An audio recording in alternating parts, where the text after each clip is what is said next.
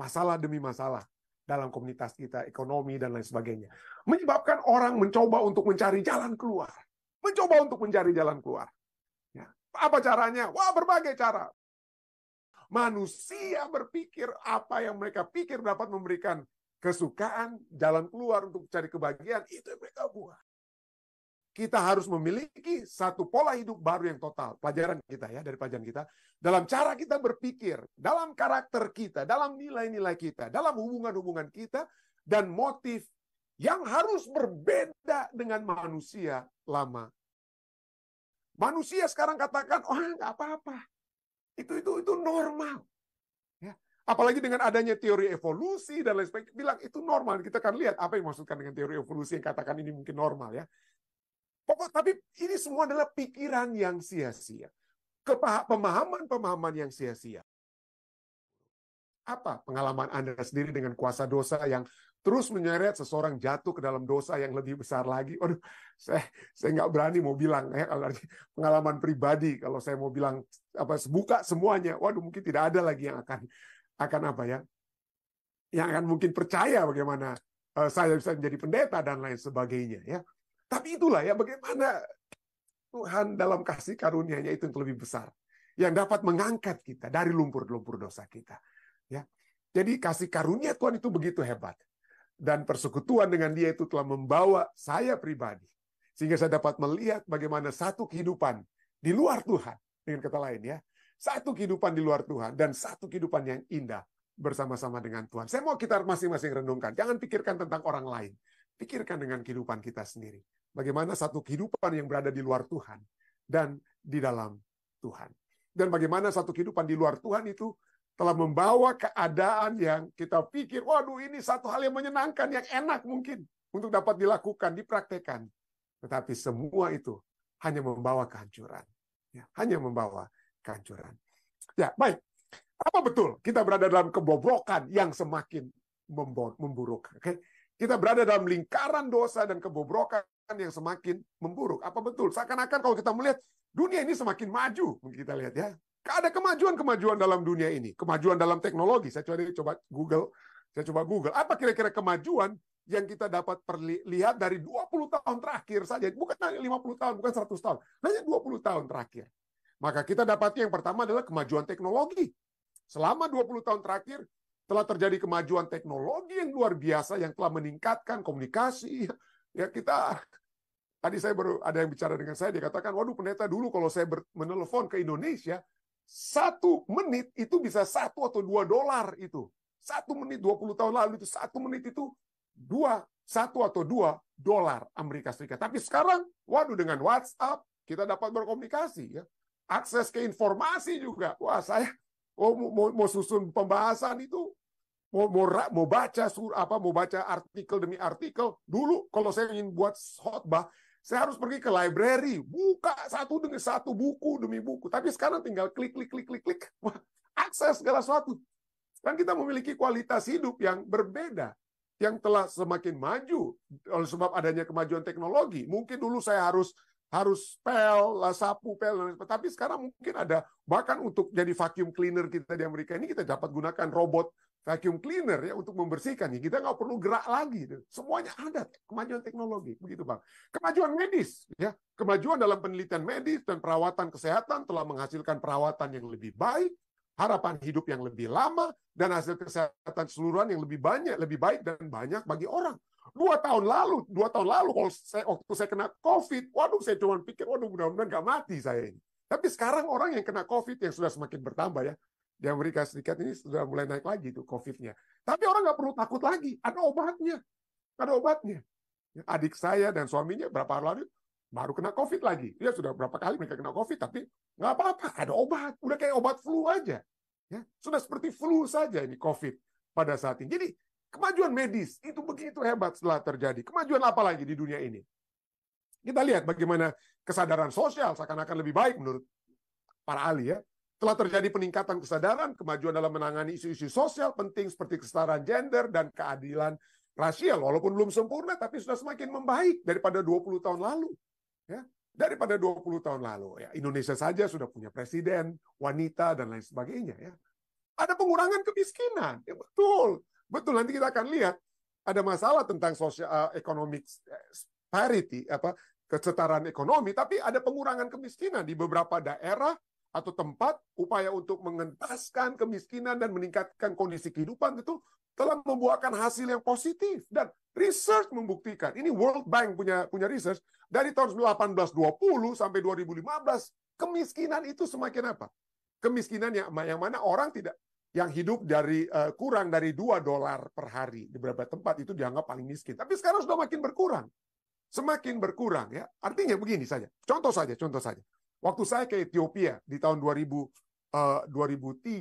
Waduh, ya memang Ethiopia masih banyak yang miskin saat ini. Tapi kemiskinan itu begitu hebat. Terus terang saja. Kemiskinan itu begitu hebat di tahun 2003. Waduh, mengerikan. Artinya saya memiliki sahabat-sahabat sama orang Advent yang memang tidak ada apa-apanya. Tapi di tahun 2013, waktu kami keluar dari Ethiopia, ada beberapa sahabat yang tadinya untuk makan saja itu terus terang saja harus kadang-kadang harus datang meminta kepada kami. Tapi tahun 2013, dia dalam jangka waktu 10 tahun, ada seorang sahabat ini, ya. Seorang sahabat ini di tahun 2003 dia masih minta-minta mati tiap hari, sahabat seringkali nempel untuk makan sama, oke. Tapi tahun 2013 dia undang saya untuk makan di restoran. Ethiopia itu ada memang ada miskin, negara miskin, tapi tetap juga ada restoran mewahnya juga, ya. Dia ajak saya makan di restoran mewah yang mana satu makanan itu bahkan harganya itu lebih mahal dari Amerika saat ini. Kenapa? Dia sudah menjadi orang yang lebih maju, Dan bukan itu saja, ya. Banyak orang-orang di Ethiopia, ya, menurut artikel The Rise of Ethiopia, katakan mereka untuk menjadi, kalau bisa, ya, ada orang katakan, tahun 2025 kita mau join lah seperti Indonesia di G20, ya, di G20. Ya. Tapi coba kita lihat, ya, keadaan di Indonesia saja dari 20 tahun lalu dan sekarang, dari satu segi kita melihat ada begitu banyak kemajuan demi kemajuan yang telah terjadi, ya, walaupun mungkin ada yang belum puas dan lain sebagainya, tapi lebih kita melihat ada kemajuan demi kemajuan, ya. Tetapi pada saat yang bersamaan, ya, walaupun kita dapat melihat kemajuan demi kemajuan di dunia, kita juga dapat melihat banyak hal yang kemunduran demi kemunduran. Misalnya, walaupun yang miskin mungkin tidak lagi miskin sekali, tapi nggak kaya juga mereka. Kenapa? Karena ada ketimpangan ekonomi, adanya kesenjangan ekonomi yang telah tumbuh di beberapa daerah, beberapa tempat, ya, menyebabkan kekhawatiran tentang distribusi kekayaan dan akses ke sumber daya dasar. Artinya ketimpangan ekonomi itu ada orang-orang yang semakin kaya, yang miskin itu ya di situ teruslah mereka diperhamba terus oleh orang-orang yang kaya dan lain sebagainya. Jadi itu masih ada, ya, distribusi kekayaan itu belum, ya. Jadi dulu Indonesia memiliki sistem ekonomi yang seperti Amerika pikir, ya, trickle down, ya. Jadi kasihlah ke beberapa orang kesempatan. Jadi orang-orang yang di pengusaha-pengusaha itu diberikan kesempatan lah, mereka pajaknya itu diberi tidak diambil pajak yang besar supaya mereka buka bisnis yang mana itu akhirnya keuangan dari orang-orang kaya itu atau dapat mengalir kepada orang-orang di bawah. Tetapi ini ternyata seperti Alkitab katakan, yang kaya itu semakin serakah, ya. Semakin serakah, tidak mau membayar. Kita sudah pernah bahas bagaimana ayat firman Tuhan katakan menjelang kedatangan Yesus, pemilik yang seharusnya membayar gaji pegawai mereka tidak bayar, atau dengan kata lain mungkin bukan tidak bayar, tapi mereka tidak membagikan seperti proporsinya, sehingga yang kaya menjadi semakin kaya, yang miskin, ya, atau yang berada di bawah terus. Masalah lingkungan juga, perubahan iklim, polusi, hilangnya keanekaragaman hayati menyebabkan tantangan global yang signifikan yang telah meningkat selama 2 dekade terakhir. Ya, baru beberapa, kalau kita mau bicara tentang keadaan lingkungan, ya, kebakaran yang terjadi di Hawaii dan lain sebagainya, tempatnya memang cukup mengerikan, ya. Di Filipina, waktu kami keluar dari Filipina, cuma ada 1 kali saja itu Typhoon number 4. Jadi selama 6,5 tahun saya di Filipina hanya ada Typhoon number 4-nya itu cuma 1 kali setelah kami berangkat. Tapi sekarang di Filipina itu udah biasa Typhoon number 4. Bahkan sudah ada Typhoon nomor 5 yang sudah muncul di Filipina. Ngeri sekali, ya, keadaan masalah lingkungan tersebut, ya. Berikutnya, kemunduran dunia juga kita bisa lihat dari kesadaran kesehatan mental. Ini 20 tahun terakhir, ya. Meskipun telah ada kemajuan dalam meningkatkan kesadaran tentang kesehatan mental, sudah begitu banyak coba dilakukan, misalnya di Amerika Serikat ini, untuk orang-orang dengan gangguan mental, pendidikan demi pendidikan, apa institusi dan lain sebagainya. Tetapi masalah kesehatan mental itu terus memengaruhi banyak orang. Semakin banyak studi, semakin banyak obat, semakin banyak institusi, semakin banyak metode untuk menangani masalah mental. Loh, kok herannya yang orang mengalami masalah mental itu semakin lebih banyak, ya. Dan perpecahan politik. Beberapa masyarakat telah mengalami peningkatan polarisasi dan perpecahan politik yang dapat menghambat pemerintahan dan kerjasama yang aktif. Baik Indonesia maupun Amerika akan menghadapi pemilihan tahun depan, ya, pemilihan tahun depan. Dan saya tahu berdasarkan pemilihan-pemilihan yang lalu bagaimana itu akan sangat ramai. Ada keluarga yang satu waktu lalu memihak kepada Jokowi, ada yang satu memihak kepada Prabowo, dan berkelahi mereka. Kakak adik ini nggak pernah mau ngomong dengan telan. Oleh sebab adanya apa? Dan di Amerika Serikat ini juga seperti saya katakan, ada orang yang tidak mau anaknya, kalau ini dari keluarga Demokrat, nggak mau anaknya itu kawin dengan orang yang dari Republikan, dan sebaliknya. Itu dua partai besar di Amerika, Republik dan Demokrat. Jadi inilah perpecahan politik, ya, begitu hebat sekarang, ya, menyebabkan orang itu jadi semakin garang, ya, seperti tadi kemarahan. Rasul Paulus bicara tentang kemarahan dan lain, itu semua mengakibatkan perpecahan, ya, di rumah tangga, di gereja kami. Misalnya kalau saya mau bicara aja tentang politik, waduh, itu bisa ada dua kubu yang langsung apa, langsung apa, pecah, langsung berantem, ya, perpecahan politik. Dan inilah bukan hanya dia Indonesia, Amerika dikatakan dari banyak artikel katakan Amerika is headed toward collapse, ya, toward collapse. The wealthy have become wealthier, yang kaya menjadi kaya dikatakannya, while the income and wages of the median American family have stagnant. Walaupun gaji, ya, pendapatan masyarakat Amerika itu stagnan, ya, dan akhirnya yang kaya semakin berada di atas, yang miskin yang banyak itu ada di bawah, jadi piramid yang begitu, ya. More and more people aspiring of power. Jadi semakin banyak orang yang berusaha untuk mencoba untuk mendapatkan potongan pie tersebut, ya. Potongan pie. Dan norma-norma sosial dan institusi itu semakin apa? Semakin kacau. Masalah demi masalah dalam komunitas kita, ekonomi dan lain sebagainya. Menyebabkan orang mencoba untuk mencari jalan keluar. Apa caranya? Wah, berbagai cara. Kalau mereka tidak punya uang ini dan itu, mungkin kita bisa apa? Kita bisa copet, kita bisa rampok, bisa curi dan lain sebagainya. Aduh, kalau kita mau lihat tentang saya baru lihat tadi, ngeri sekali, ya, bagaimana anak-anak muda di California, berani sekali mereka banyak sekali mereka masuk mereka ke toko, ambil semuanya, lari, nggak ada yang berani untuk sepertinya mereka bebas aja mau rampok ini dan lain sebagainya. Dan ada kemungkinan 1 dari 4 orang akan mengalami hal-hal yang tidak diinginkan. Ya, banyak di antara orang-orang Asia seperti kita takut sekarang mungkin untuk pergi ke New York, tiba-tiba digebuk, dipukul lah kita dan lain sebagainya. Ini sesuatu hal yang saya tidak lihat untuk pertama kali datang ke Amerika tahun 1990. Tapi inilah yang terjadi, kejahatan, penembakan dan lain sebagainya. Orang-orang yang menggunakan obat-obat yang terlarang dan lain sebagainya semakin meningkat. Walaupun seakan-akan dunia semakin seperti ada dari satu sisi semakin lebih baik, tapi sisi lainnya semakin tidak baik. Dan yang paling parah tentu seperti pelajaran kita pada malam hari ini dari segi moralitas baru. Jadi moralitas baru inilah yang telah dimulaikan dari Joseph Fletcher. Kita sudah pernah singgung tuh lalu, ya. Situational ethics. Apa saja yang kita mau buat, silakan dibuat. Yang penting dasarnya cinta. Jadi kita apa saja yang kita dapat buat kalau didasarkan oleh cinta, itulah moralitas baru. Monggo, silakan buat saja. Jadi moralitas baru itu kita harus bebaskan orang mau ekspresikan, ya, kemauan mereka, seksualitas mereka, apa saja yang mereka mau buat, yang penting cinta. Ya. Segala sesuatu itu saat ini sudah menjadi biasa. Dan ada teolog Kristen, teologi Kristen yang katakan, sebenarnya Alkitab itu tidak larang tentang homoseksualitas. Loh, kalau itu yang dituliskan dalam Alkitab yang jangan kamu jadi, itu bukan melarang homoseksualitas. Itu yang dilarang adalah kekerasan dalam berhubungan seks. Itu yang nggak boleh. Tapi kalau didasarkan cinta dengan cinta, monggo, silakan.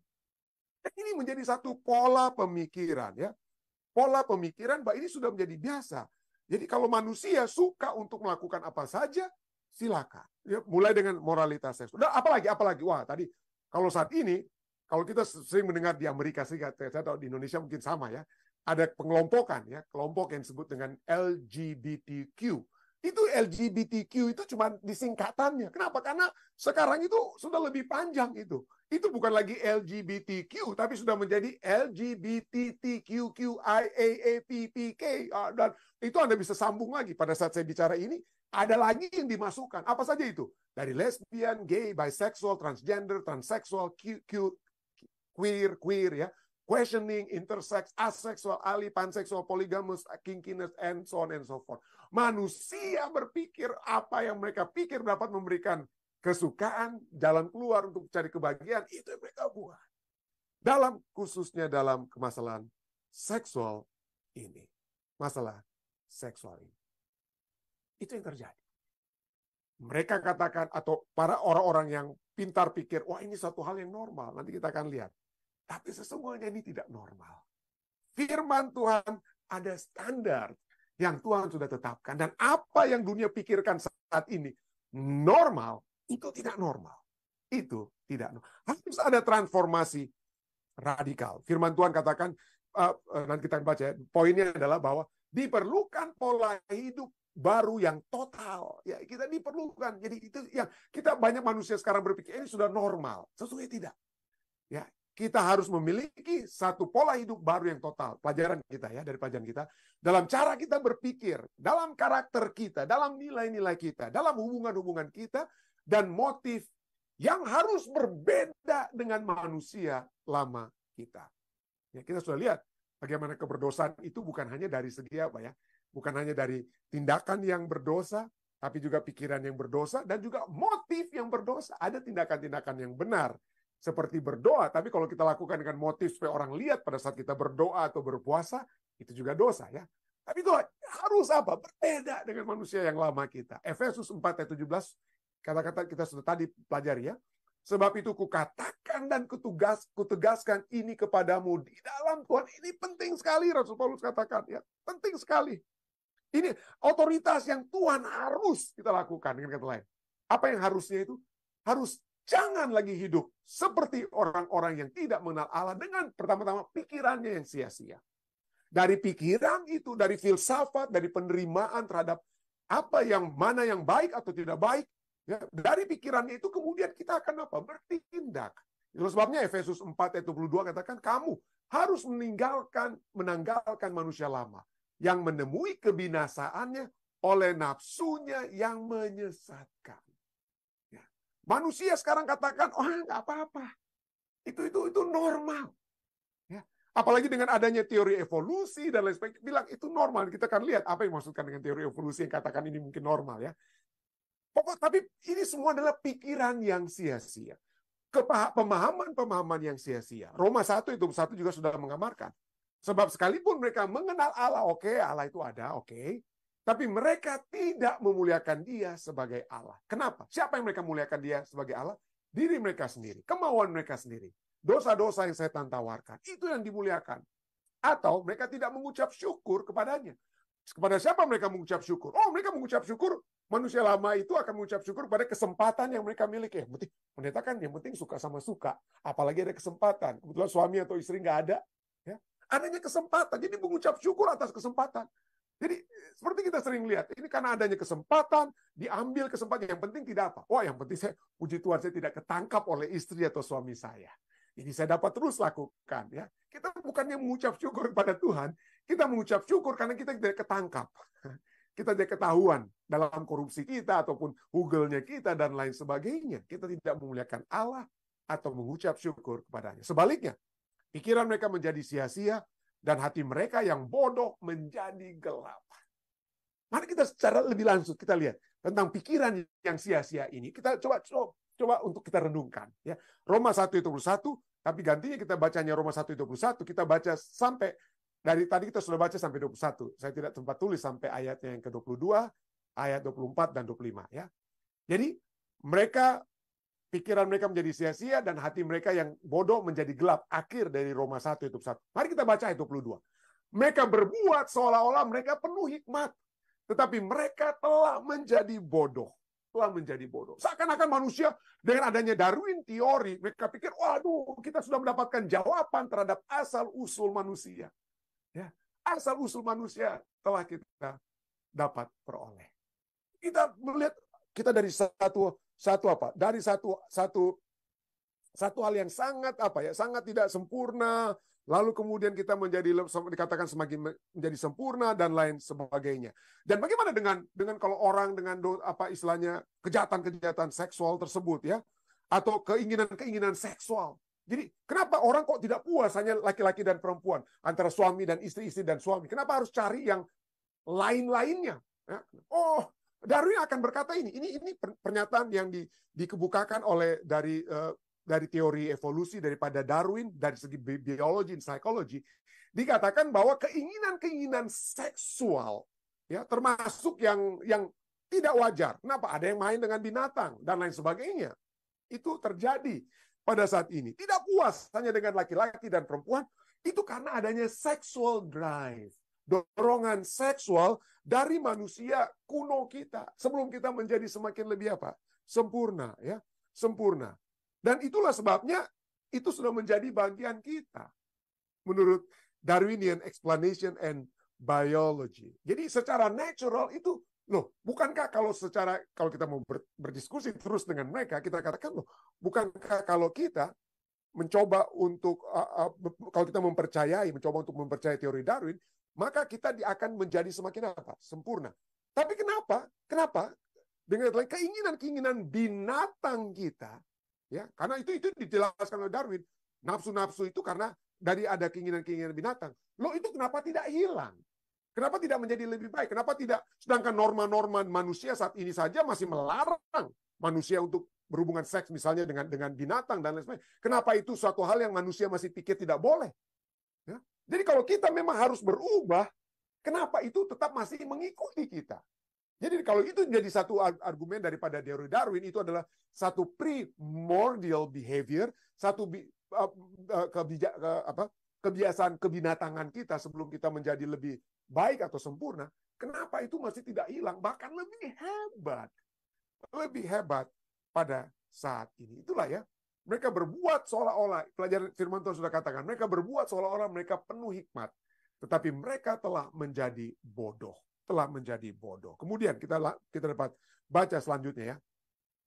Kita baca selanjutnya dan kita tekankan ya. Ayat 24 ya. Tadi kita sudah baca mereka berbuat seolah-olah mereka penuh hikmat, tapi mereka telah menjadi bodoh. Karena itu Allah menyerahkan mereka. Waduh. Ya, kadang-kadang Allah sudah bilang, Allah firman Tuhan, ada standar Tuhan. Mana yang baik, mana yang tidak boleh. Itu sudah diberitahu kepada Musa dulu ya. Dan firman Tuhan ditulis oleh Musa. Telah diberitahu ini yang tidak boleh dengan apa? Laki-laki dan perempuan saja ya, tidak boleh dengan binatang dan lain sebagainya. Tapi karena mereka kedegilan hati mereka, ya, kedegilan hati mereka, maka Allah menyerahkan mereka kepada keinginan hati mereka akan kecemaran, sehingga mereka saling mencemarkan tubuh mereka. Teori Darwin katakan bahwa nafsu-nafsu seksual kita itu adalah satu nafsu kebinatangan yang masih ada dalam diri kita, ya, yang masih terus mengikuti kita. Tapi pertanyaannya, bukannya kita kenapa seharusnya bisa dihilangkan dong kalau kita menjadi semakin lebih baik? Tapi kenapa itu semakin kita menjadi seperti binatang yang lebih hebat daripada dahulunya, ya, dengan kata lain. Jadi, tapi itulah ya, ini terjadi karena memang Allah telah menyerahkan. Ya. Karena mereka menolak, mereka coba untuk terus menjawab tentang nafsu kebinatangan ini dan para ateis ya dikatakan itu kan normal. Karena itu normal, jangan dibuat itu menjadi satu kesalahan. Jadi tidak pernah pada saat ini kaum LGBTQ dan seterusnya itu tadi saya katakan, mereka menyatakan bahwa ini sebagai tindakan behavior mereka itu sebagai perversion. Perversion artinya penyimpangan. Mereka bilang, ini bukan tindakan yang menyimpang. Kalau saya bermain dengan binatang, ya berhubungan seks dengan binatang, itu bukan penyimpangan. Ya, itu normal. Jadi mereka bilang yang penting apa? Yang penting tidak ada pemaksaan, ya, tidak ada pemaksaan. Dan seperti saya katakan tadi, bagi teolog-teolog yang support LGBTQ, mereka bilang tidak ada larangan homoseksualitas. Yang ada adalah larangan pemaksaan. Kalau kita antara laki-laki mau dengan laki-laki dan didasarkan dengan cinta dan cinta, monggo silakan. Itu bukan satu pelanggaran, bukan satu penyimpangan. Tidak ada kata penyimpangan, tidak ada kata penyimpangan dalam kamus LGBTQ. Ya, tidak ada penyimpangan, semuanya itu normal. Oke. Ya, dishonorable passion. Allah serahkan mereka dan saling mencemarkan tubuh mereka. Saling mencemarkan tubuh mereka. Inilah satu hal yang Tuhan ingin untuk kita semua ikat. Ya, ingat, itu dimulaikan dari satu pola berpikir. Satu pola berpikir yang menyatakan, ini kok boleh kok, semua orang sudah bikin. Ya, semua orang sudah bikin. Semua orang juga sudah lihat. Dan begitu hebat, terus terang saja. Mari saya bicara dari hati ke hati. Begitu hebat tawaran-tawaran yang ditawarkan oleh dunia untuk supaya kita saling mencemarkan tubuh kita. Dimulai dengan apa? Firman Tuhan sudah cukup jelas, ya. Firman Tuhan sudah cukup jelas. Ayub katakan, aku membuat, kita sudah sering bahas waktu lalu, aku membuat covenant with my eyes. Aku membuat satu perjanjian dengan mataku. Apa yang kita lihat? Apa yang kita lihat akan mempengaruhi pikiran kita, mempengaruhi keinginan-keinginan kita. Dan dari pikiran itu kemudian kita akan bertindak.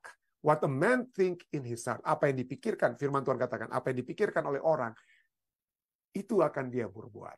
What a man think in his heart, so is he. Demikianlah dia akan terjadi kepadanya. Jadi mari kita melihat, saya tidak mau buat hasil research demi research atau firman Tuhan demi firman Tuhan, tapi saya mengajak kita semua, mari kita saat ini bermeditasi atau merenungkan firman Tuhan. Ya, apa yang Tuhan inginkan? Apakah Tuhan menginginkan kita untuk melihat hal-hal yang tidak sepatutnya untuk kita lihat? Firman Tuhan katakan, awas mata yang selalu bukan firman Tuhan, lagu yang kita sering nyanyikan. Awas mata yang selalu melihat. Apakah kita mau melihat hal-hal yang tidak baik? Ya. Allah menyerahkan mereka kepada keinginan hati mereka akan kecemaran, sehingga mereka saling mencemarkan tubuh mereka. Sebab mereka menggantikan kebenaran Allah. Tuhan sudah katakan, ini standar Tuhan. Ini yang seharusnya. Hati-hati dengan pikiranmu, jaga pikiranmu. Tapi kita gantikan itu dengan dusta. Kita bilang, enggak perlu. Tidak ada yang lakukan. Kalau saya mencintai, saling mencintai, kalau saya mau berhugel, tidak ada yang dapat melarang saya. Kita ganti dengan dusta. Kita memuja dan menyembah makhluk. Kita menyembah orang-orang yang memberikan contoh, yang menyatakan, it's okay, semuanya itu sudah okay, buat saja yang kamu mau buat. Dan melupakan penciptanya yang harus dipuji selama-lamanya. 1 Korintus 6 ayat 18-20 katakan, tidak tahukah kamu bahwa siapa yang mengikatkan dirinya pada perempuan cabul menjadi satu tubuh dengan dia? Sebab demikianlah kata Nas, keduanya akan menjadi satu daging. Tetapi siapa yang mengikatkan dirinya pada Tuhan menjadi satu roh dengan dia. Saya mengajak kita semua mengikatkan diri kita dengan Tuhan. Menjadi satu roh dengan dia. Jauhkanlah dirimu dari percabulan. Jauhkanlah dirimu dari percabulan. Setiap dosa lain yang dilakukan manusia terjadi di luar dirinya. Tetapi orang yang melakukan percabulan berdosa terhadap dirinya sendiri. Saya berdoa, kiranya kita semua selalu dengan pertolongan Tuhan. Kita tahu kita seringkali lemah, kita seringkali jatuh. Tapi kita sudah sering membaca firman Tuhan katakan bahwa kemauan dan kemampuan untuk mengalahkan dosa datang dari Tuhan. Apa tugas kita? Minta Tuhan, kuatkanlah saya. Jauhkanlah saya dari percabulan. Jauhkanlah saya dari percabulan. Saya ingin mengikatkan diri saya kepadamu Tuhan. Saya ingin menjadi satu roh dengan Engkau. Sehingga bukan lagi aku yang hidup dalam diriku, seperti Galatia 2:20 katakan, bukan lagi aku yang hidup, melainkan Kristus yang hidup di dalam aku. Kiranya firman Tuhan dari Rasul Paulus ini dapat menjadi kekuatan dan pengalaman bagi kita semua. Saya bawa ini dalam nama Yesus. Amin.